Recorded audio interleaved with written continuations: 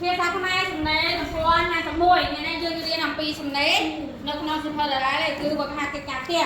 ចឹងយើងចូលដល់សំណេរបញ្ចប់ឲ្យរៀនចឹងសំណេររបស់យើងថ្ងៃនេះគឺគេឲ្យយើងសរសេរល្បះអានេះថាគេឲ្យពាក្យមកហើយសរសេរទៅជាល្បះហើយនឹងគេឲ្យជាសំណួរហើយឲ្យយើងឆ្លើយជាចោះឡើងមកឥឡូវមើលលេខ131ចូលសរសេរល្បះដែលផ្ដើមដោយ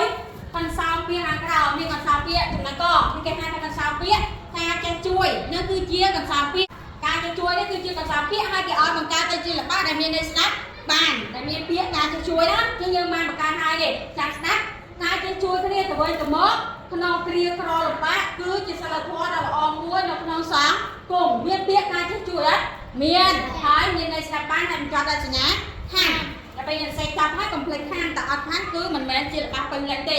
ចំណុចខគឺគេឲ្យកន្សោមពាក្យមកគេនេះនៅចិត្តគ្នាត្រូវចឹងយើងត្រូវបង្កើតកន្សោមពាក្យហ្នឹងឲ្យទៅជាល្បះមួយស្ដាប់បានមកស្ដាប់នៅចិត្តគ្នាត្រូវតែមានការយោគយល់អធិស្ឋាននិងចេះស្រឡាញ់រាប់អានគ្នា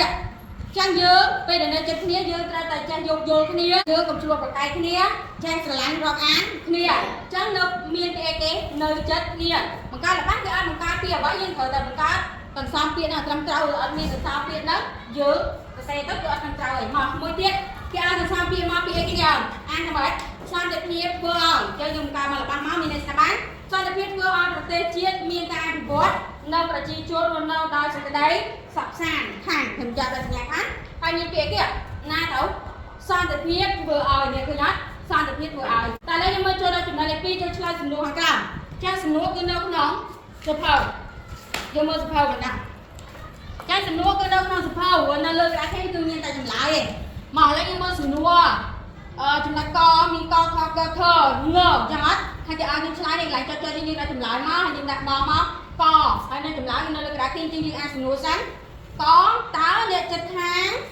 ប្អូនតើអ្នកចិត្តខាងផ្ទះប្អូនឈ្មោះអ្វីចាអ្នកចិត្តខាងផ្ទះយើងឈ្មោះអីនេះគឺជាឧទាហរណ៍ទេរបៀបនៃការឆ្លើយចឹងចម្លើយរបស់យើងចំណុចកអ្នកចិត្តខាងផ្ទះខ្ញុំឈ្មោះថាអូនសុខាប្រសិនបើនៅផ្ទះយើងនៅចិត្តផ្ទះយើងគេថានៅរបងជាប់គ្នាឧទាហរណ៍ទៅផ្ទះយើងហ្នឹងរបងមួយទៀតខាងបងផ្ទះអ្នកចិត្តខាងខាងជើងអ្នកចិត្តខាងអញ្ចឹងណាចឹងតើគាត់ឈ្មោះអីគេជាក់ស្ដែងចឹងអត់គាត់ឈ្មោះគេដល់លីសៀងអ្នកចិត្តខាងផ្ទះអូនឯងឈ្មោះគេយេអងចឹងបើអ្នកចិត្តខាងផ្ទះយើងឈ្មោះអីយើងដាក់នឹងមកនេះគឺជាគំរូនៃការឆ្លើយតើឥឡូវស្ដាប់ទូសិនតែឥឡូវយើងមើលក្នុងសភៅមកសំណួរខតើគាត់មានអាយុប្រហែលប៉ុន្មានឆ្នាំចឹងចម្លើយយើងខគាត់មានអាយុប្រហែល50ឆ្នាំហើយបើសិនជាអ្នកចិត្តខាងផ្ទះយើងគាត់អាយុប្រហែល30ឆ្នាំឬក៏40ឆ្នាំគឺយើងដាក់មកយល់ទេនេះគ្រាន់តែជាគំរូឯងតែយើងមើលសំណួរកគេថាម៉េចតើគាត់មានរូបរាងដូចម្ដេចចឹងចម្លើយរបស់យើងតើគាត់មានរូបរាងគួរស្រឡាញ់សម្បល់ប្រហែលនិងមានស្នាមញញឹមស្រស់ស្រាយជានិច្ចចំណុចខតើគាត់មានរឹកពីដូចម្ដេចចម្លើយរបស់យើងខគាត់មានរឹកពីសុភាពរាបសាររួចរាបទាក់និងចូលចិត្តនិយាយលេងជាមួយក្មេងនិយាយពីអូនសុខាហ្នឹងណាចំណុចងគេសួរថាម៉េចអត់